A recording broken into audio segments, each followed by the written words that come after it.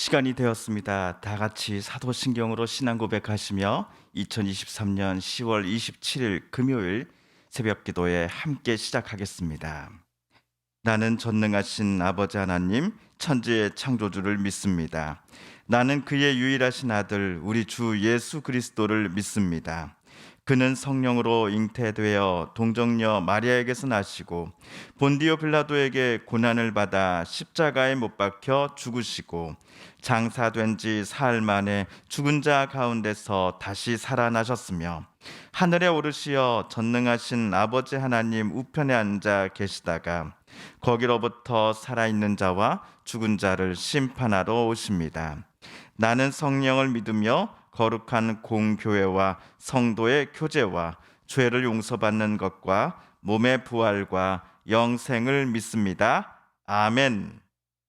오늘 우리 함께 읽을 기록된 하나님 말씀 신명기 제4장 44에서 49절까지의 말씀입니다. 구약 269쪽경에 있는 신명기 제4장 44에서 마지막 49절까지의 말씀 오늘 함께 읽고 묵상합니다.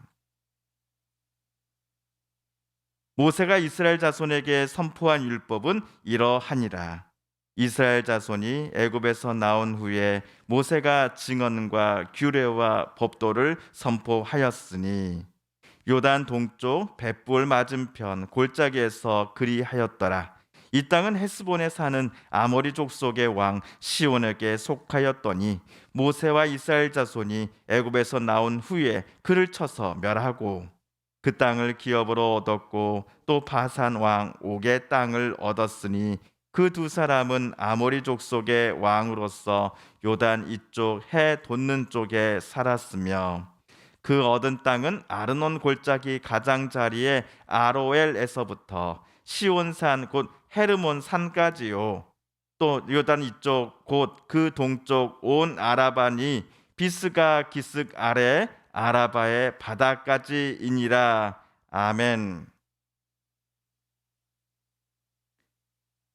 어제 모세는 모압 평지에 머물고 있는 이스라엘 백성들에게 도피성을 요단강 동편에다가 세 곳 세우십시오라고 하는 하나님의 명령을 말하였습니다. 요단강을 기준으로 볼 때 동쪽 편에 세 곳, 그리고 서쪽 편에 세 곳, 이렇게 총 6곳의 도피성을 이스라엘은 세워야 합니다. 도피성을 왜 만들어야 한다라고 하나님은 이스라엘에게 모세를 통해서 지시를 하셨는지 우리는 잘 알고 있습니다.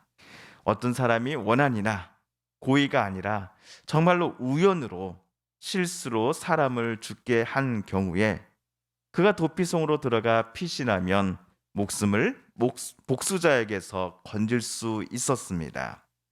반면 고의나 아니면 진짜 원한에 의하여 계획적으로 살인을 범한 이는 절대로 도피성 안으로 들어갈 수 없다라고 하나님께서 모세를 통해 말씀을 하셨지요. 자, 한편 오늘 우리가 44에서 45절을 다시 한번 보고자 하는데요. 세번역으로 이 부분을 다시 한번 읽어보겠습니다. 시작. 모세가 이스라엘 자손에게 선포한 율법은 다음과 같다. 이스라엘 자손이 이집트에서 나올 때에 한 곳에 이르러서 모세가 그들에게 아래와 같은 훈령과 규례와 법도를 선포하였는데, 오늘 저와 여러분이 읽은 신명기 4장 44절 이하 단락은 모세가 이스라엘 백성들에게 크게 네 가지를 선포한 것처럼 우리에게 보여집니다. 모세가 선포한 것들을 듣고 있는 이스라엘 사람들이란 애굽에서 막 탈출한 세대의 자녀들, 그리고 손자 세대입니다. 자, 그러면 이들에게 모세가 선포한 첫 번째 것은 44절에 나오는 율법입니다. 그리고 나머지 세 가지는 45절에서 보시면은 훈령, 규례, 법도라고 되어 있습니다. 그런데 이들 나머지 세 가지는 큰 틀에서 보자면 모두 율법에 포함될 것입니다. 그러므로 오늘 본문 신명기 4장 44 그리고 45절은 얼마 있으면 가나안 땅에 입성하고자 모압 땅에 모여 있는 출애굽 제 2세대 이스라엘 사람들에게 모세가 율법을 선포했다라는 사실을 말해주고 있는 것입니다. 자, 그러면 물론 오늘 본문만 보자면 모세가 출애굽 제 2세대 사람들에게 선포했다라고 하는 율법이 구체적으로 무엇인지가 나와 있지는 않습니다. 다음 주 수요일에 묵상하게 될 신명기 5장에서부터 율법의 내용이 구체적으로 무엇이었는지, 모세가 모압 땅에 모여 있는 이 이스라엘 백성들에게 어떤 율법을 말하였는지가 구체적으로 나와 있게 됩니다. 다만 오늘 우리가 읽은 본문이 우리들에게 분명히 말해주는 정보 하나가 있다면 46절에 보시면 요단 동쪽 벳부을 맞은편 골짜기에서 모세가 율법을 이스라엘 백성들에게 선포하였다라는 사실입니다. 그 장소가 요단 동쪽 벳부을 맞은편 골짜기입니다. 신명기 때 모세와 이스라엘 백성들이 현재 머무르고 있는 땅은 사실 아모리 족속의 왕 시온 그리고 바산 왕 옥이 각각 다스리는 땅이었습니다. 이스라엘이 가나안 땅에 입성하기 위해서는 반드시 이 두 왕이 다스리는 영토를 지나가야만 하였지요. 그런데 두 왕들은 모두 이스라엘이 자기네 영토를 지나가는 것마저도 허용하지 않았습니다. 게다가 막강한 군사력을 자랑하는 이 두 나라 왕들은 제대로 군사훈련도 받지 않은 이스라엘 백성들을 먼저 공격하기도 하였습니다. 하지만 모세와 이스라엘 백성들은 두 나라 왕과 그의 군사들과 싸워 이겼습니다. 이 전투의 승리 덕분에 요단강을 기준으로 동쪽 편 땅 모두를 이스라엘이 차지할 수 있게 된 것입니다. 요단강 동쪽 편 땅은 가나안 정복을 위한 이스라엘의 중요한 교두보가 되었습니다. 자, 48절 49절은 이스라엘 백성들이 차지한 요단강 동쪽편의 땅의 범위가 어떠했는지를 독자들에게 말을 해주는데요. 우리 48, 49절을 세 번역으로 같이 한번 읽어보겠습니다. 시작. 그 얻은 땅은 아르논 골짜기 가장자리의 아로엘에서부터 시온산 곧 헤르몬 산까지요. 요단 이쪽 곧 그 동쪽 온 아라바니 비스가 기스가 아래 아라바의 바다까지이니라. 그런데 요단강 동편에 이스라엘 백성들이 머물고 있을 때에 자, 모세가 그들에게 왜 하나님의 율법을 선포하였을까를 생각해 보았습니다. 저는 크게 두 가지 이유가 있다라고 생각을 했습니다. 첫 번째는 가나안 땅 입성을 앞두고 있는 이스라엘 백성들이 모세가 같이 있지 않는다 할지라도 가나안 땅에 살면서 반드시 하나님의 율법을 지키며 살아야 함을 모세가 강조하기 위해서였을 것이다 라고 저는 생각했습니다. 모세는 안타깝게도 요단강을 건널 수 없습니다. 가나안 땅에 들어가지 못한다라는 것입니다. 모세는 자기가 비록 그들과 함께 하지는 못하더라도 자기 동포 이스라엘 백성들이 하나님께서 기뻐하시는 삶을 가나안 땅에서 살아가기를 간절히 희망했습니다. 그래서 오늘 모세는 요단 동편 땅에서 백성들에게 율법을 정말 간절함으로 선포했을 것입니다. 그리고 제가 생각하는 두 번째 이유는 이 요단강 동쪽 편 땅이 가지고 있는 어떤 역사적 교훈을 백성들에게 모세는 강조하고자 했기 때문이었을 것입니다. 이스라엘 자신들만의 힘과 경험만으로는 절대로 바산한 옥과 아모리 왕 시온의 군사들을 이길 수 없었습니다.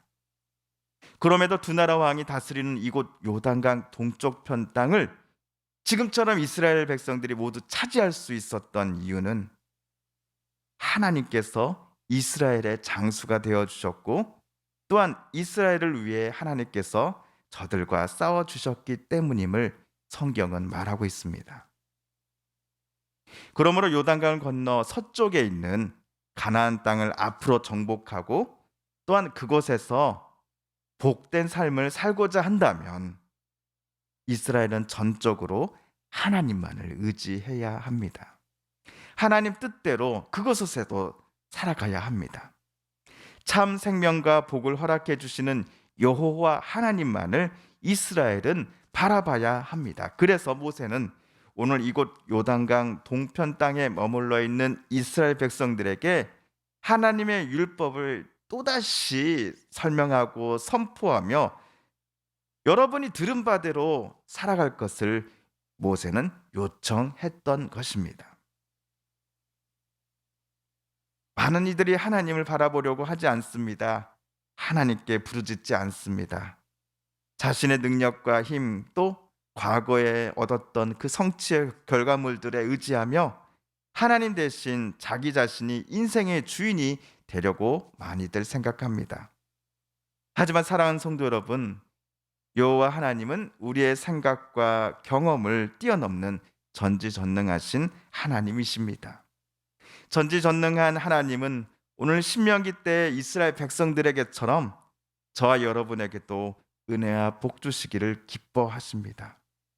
그러므로 오늘 또 내일 또 늘 하나님만을 의지하며 살아가면서 하나님이 주시는 복과 은혜를 늘 누리며 살고자 하는 우리가 되어야 할 것입니다.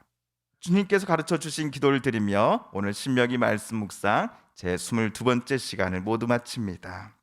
하늘에 계신 우리 아버지, 아버지의 이름을 거룩하게 하시며 아버지의 나라가 오게 하시며 아버지의 뜻이 하늘에서와 같이 땅에서도 이루어지게 하소서. 오늘 우리에게 일용할 양식을 주시고 우리가 우리에게 잘못한 사람을 용서하여 준 것 같이 우리 죄를 용서하여 주시고 우리를 시험에 빠지지 않게 하시고 악에서 구하소서.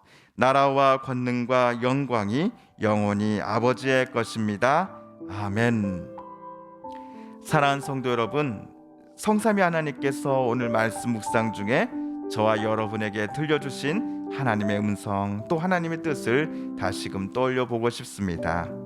오늘 말씀 묵상 중에 우리가 깨닫고 다짐한 바대로 우리 그렇게 살아가게 해달라고 이 시간 하나님 앞에 기도드리길 원합니다.